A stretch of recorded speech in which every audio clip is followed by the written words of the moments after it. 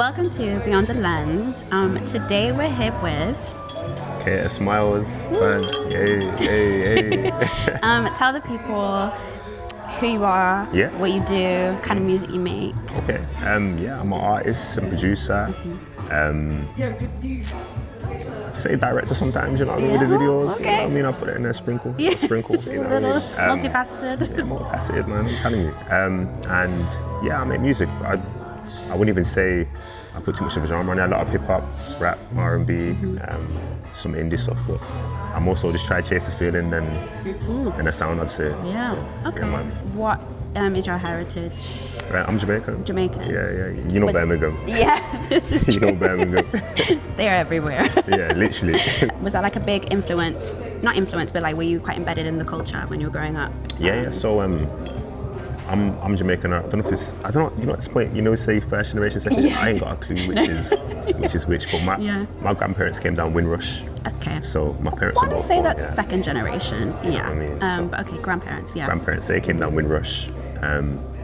So yeah, they're probably my closest tie to that Caribbean and Jamaican heritage. Yeah. But I just spent probably all my childhood at my grandma's house with all my cousins and my nan, and she was very Jamaican, just cooking. And Is there a dish that makes you think the most of that time, like when you used to spend a lot of time at your grandma's? At that time, yeah. It's not a Jamaican dish though. I can tell you. I can tell you. You know what, my nan, she used to always, when we always stay over, she'd make cheese and toast and hot chocolate every morning. That's what you get. I swear to God, that's what you get. But like my favorite Caribbean dish, I'd probably say, I like Akin saltfish and dumplings. Okay. I feel like that's like, it's not simple, but it's like to go to like. Do you know what? When I think about it, I probably think more so,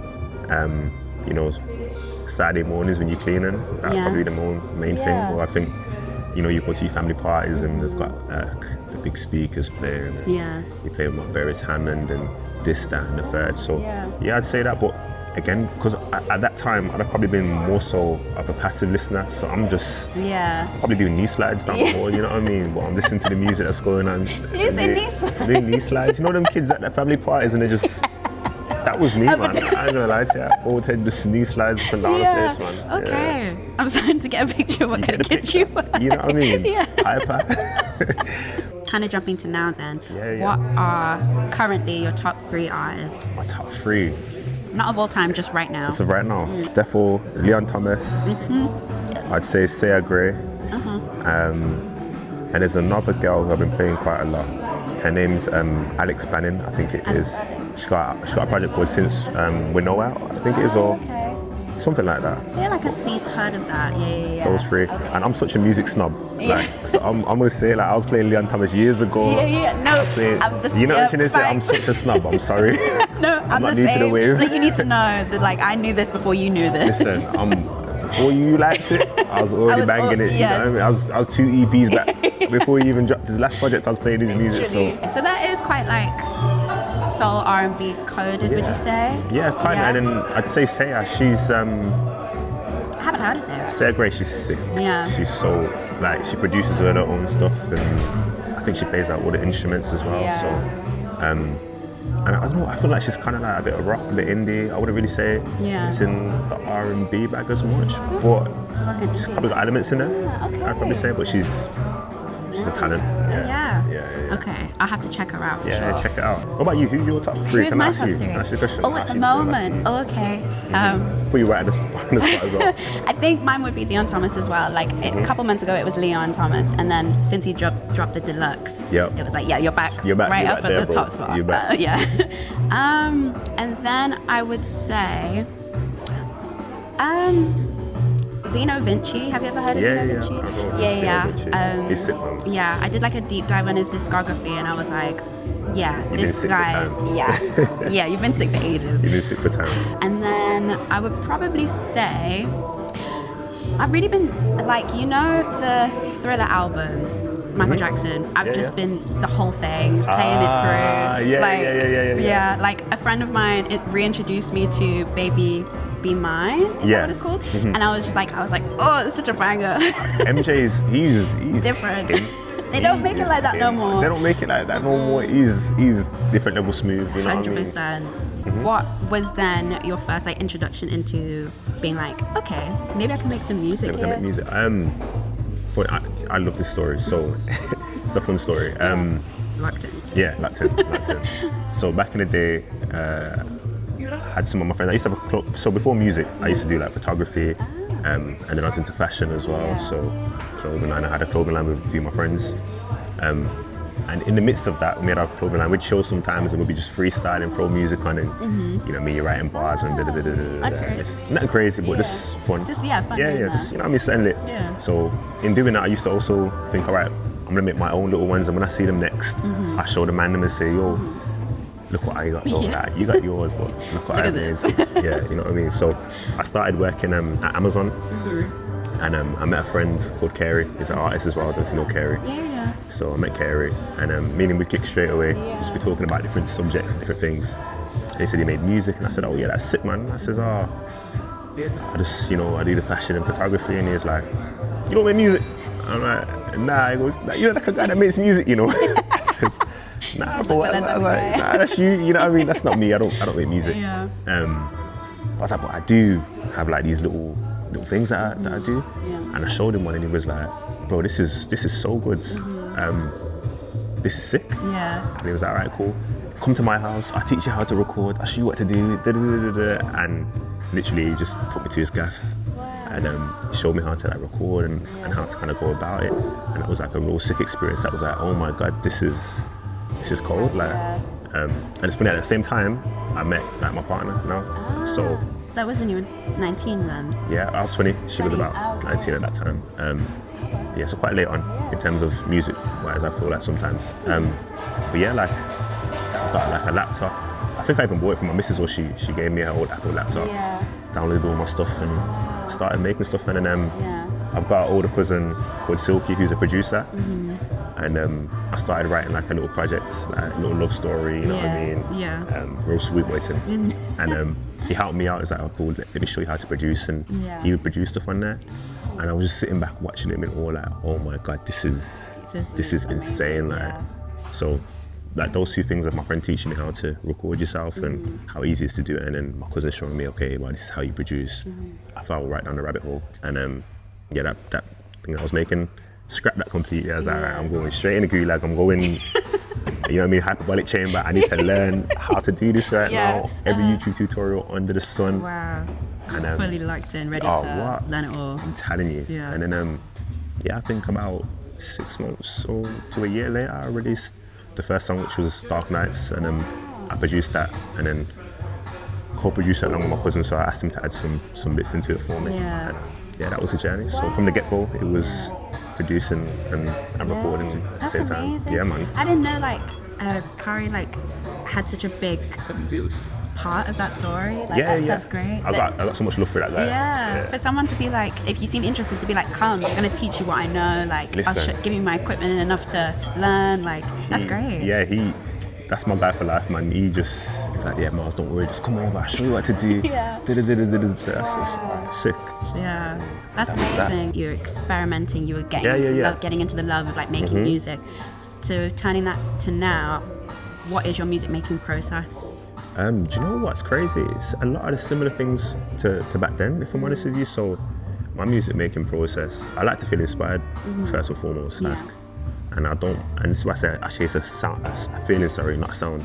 Because I feel like when you feel inspired and you go through that feeling can be under any genre. You can feel a rock song or an indie song that makes you feel the same way like R&B song does. Yeah. A lot of times to me it's a lot of the lyrics that can resonate with you a little bit, or like the melody. So I feel like when that inspiration hits, it's kind of like, well, I need to make this. Yeah. Or I'm trying to say, you experiment a bit, and then when you're doing something, you just go with the flow. I'm like, if this is where it's leading me, I'm just gonna go with it. You know what I mean? But as of recent, I've been trying to work with other people and do a little bit less of my own production and work on other people's production.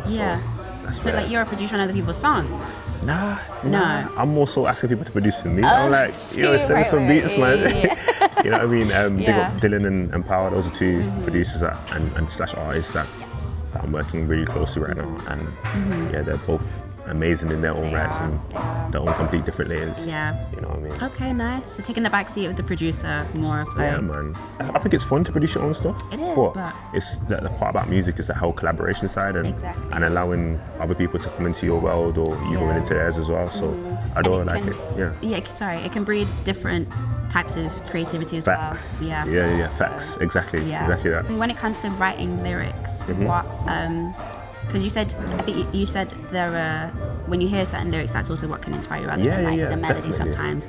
Is it other people's lyrics? Is your own experiences? What kind of things that inspire? You to write? I like telling stories, you know. Yeah, man. I like a Kendrick kind of. Yeah, definitely. I love telling stories, but I also like the artistic license of it. So I don't want to tell a story black and white. Like, I like to dance around it a little bit. You know what I mean? Yeah. You gotta really listen to it. Yeah. You gotta, like, if you listen to tracks, hopefully you'll be able to listen to, oh wait, it's talking about. And I might just touch on it just once and then go into a completely different place. But I think having stories and having an artistic license to it is beautiful. That's what a lot of the people that I love, like Frank, used to do. And as you said, like Kendrick, and you don't know if these stories are completely true, but it's true in that moment when you listen to it. You know what I mean? And it kind of like takes you on a journey a bit with it as well. Exactly. Yeah. Is there a song recently that you've put out that is like, you feel like there's a story that you had behind it that was like you really loved? Or what was it? When was the last song that you wrote that was like, yeah, I love the lyrics behind this? Like, what are the favorite ones? I've got quite a few, you know. On the albums, there's a few, but the one that's out right now, I'll probably say Cinematic Feels got a good story behind it. I like that story. Which there's a lyric breakdown coming for soon. Hey, man, you gotta stay tuned. You gotta stay tuned. I'll probably say Cinematic Feels has a really good story. I think going backwards, if I talk about like feeling, I feel like one of my songs that really encapsulates a feeling, probably Chasing Summer. I've always feel like that really encapsulated one, and probably Moonlight as well. Because those are ones when, like, whatever I was feeling at that time, I was like, yo, let me get straight into this. And that was my outlet, you know what I'm trying to say? That was that outlet. So I say those two at that time. Those are, I can see that for those two songs, definitely. How do you feel about the Birmingham music scene? I think there's loads of talent, man.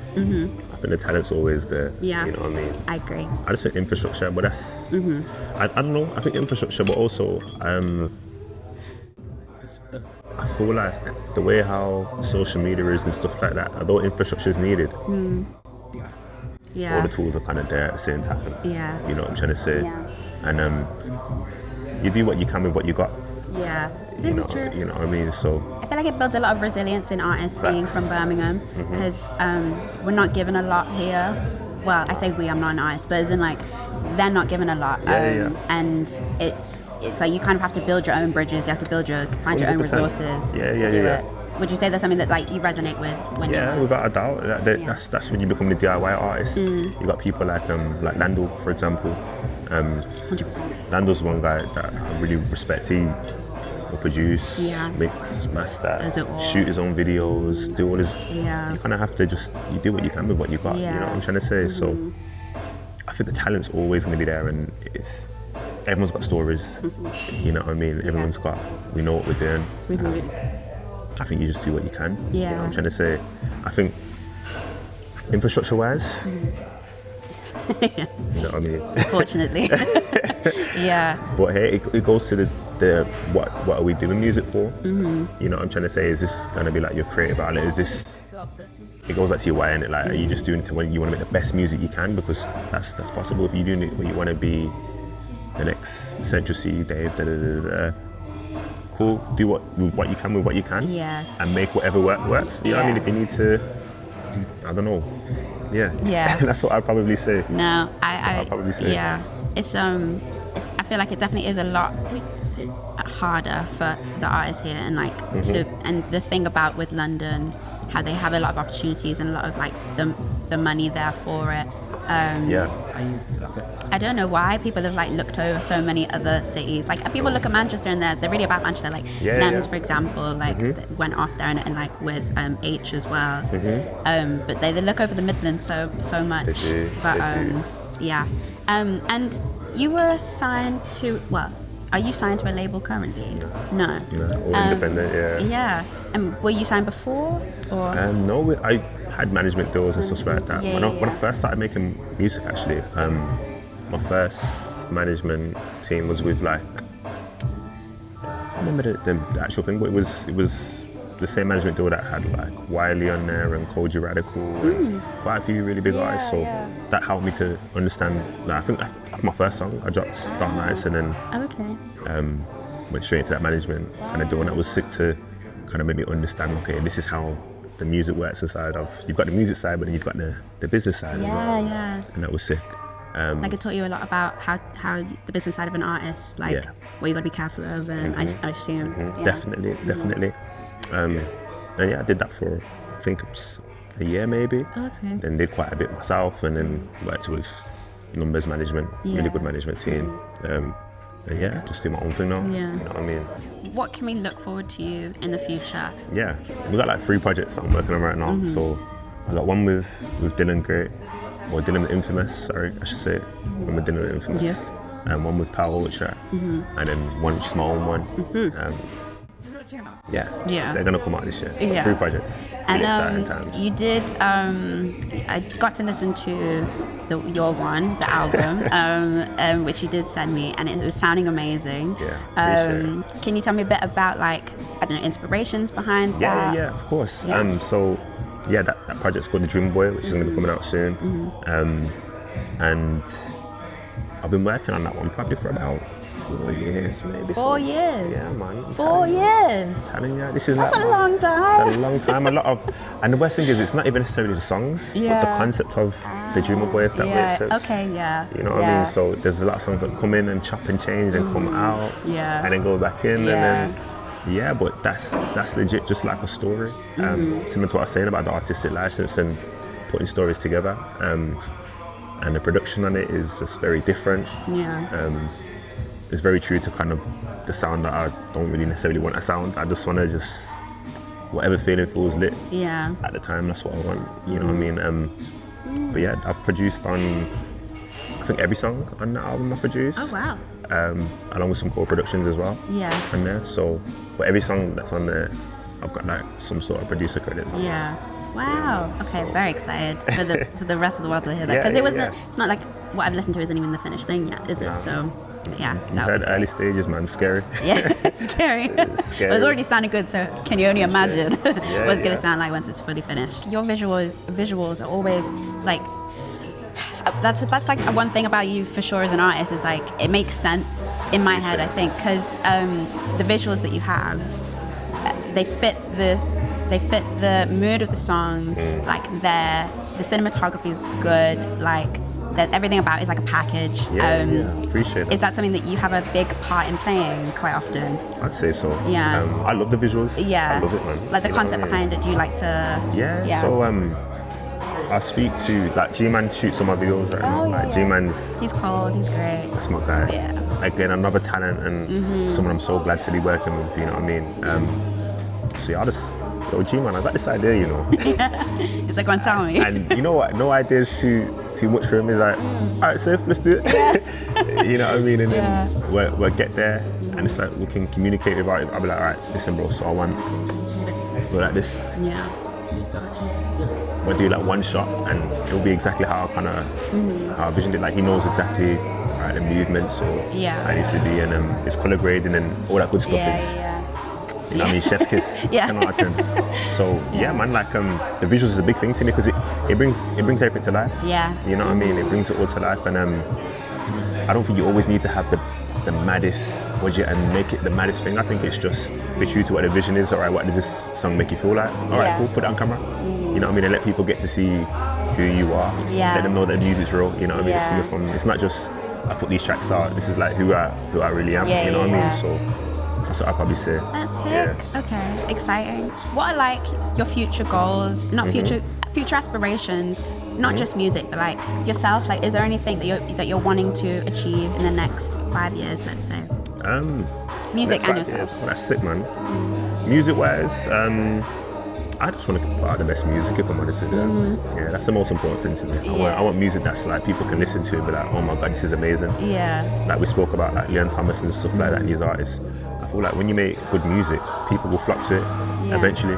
You know what I mean? So I'm not really stressed on that side. As long as I put out the best music, I'm like, that's the most important thing. Let people into the world. I think life-wise, I feel like, you know what I mean, kids, husband, all that good stuff. I feel like I aspire to have that side of life pattern as well. And I think there's so much other creative outlets. Like I love music, but like, I love the photography. I love like furniture and all these different things. And I feel like this is what it is. There's no rules. Yeah. You know, I mean, if one year that sofa's nice. Yeah, I made that, you know. Like, don't be surprised. You know what I'm trying to say? There's no rules, man. It is what it is. Yeah, you're gonna be a master of all different things with people. You know, I feel like if you enjoy something, just go for it. And if you're interested in something, like we've got so much tools to learn. Literally. Things that you don't have to. Yeah, just feel like. Yeah, you don't have to stay in one lane. You don't have to be put in a box. Do what you gotta do. Exactly. So, yeah, aspirations next 5 years. I'd probably say just keep making amazing music. Anything creatively that I feel like I want to do, I want to just act on it. I don't want to just think, oh, I wish I could just act on it. I don't want to overthink it, just get on with it. Yeah. And then make sure I pattern the family life and the life outside of stuff on point as well. I think that is really all the questions I had for you. Yeah. Do you want to tell the people where they can find you, like music as well? Yeah. Katus Myles, you can find me Spotify, Apple Music, SoundCloud, Instagram under the same handle, Katus Myles. That's Katus Myles. Okay. Yeah, that was it. That was great. Thank you. Of course. Thank you for having me. Thank you for having me, man. It's a pleasure.